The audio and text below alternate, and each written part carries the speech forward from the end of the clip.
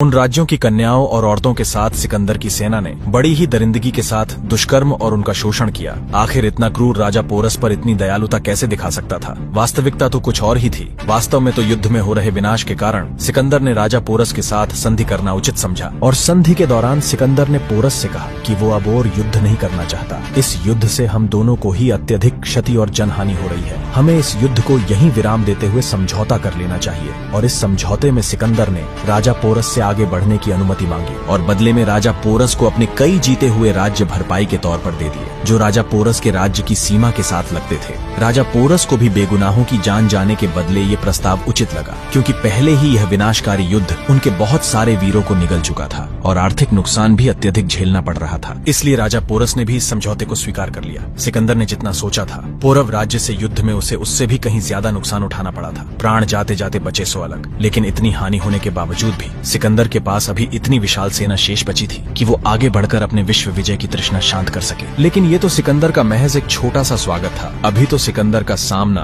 उससे होने वाला था जिसके बारे में सिकंदर ने शायद अपने सपने में भी कभी नहीं सोचा होगा, जिसके सामने सिकंदर की सारी चालाकियां धरी की धरी रहने वाली थी। क्या चाणक्य बदलेंगे सिकंदर का मुकद्दर? विस्तार से जानेंगे अगले भाग में। तो ऐसे ही जुड़े रहिए आपके अपने चैनल आर के गुरु के साथ। और अगर आप चैनल पर नए हैं तो चैनल सब्सक्राइब करना मत भूलिएगा। धन्यवाद।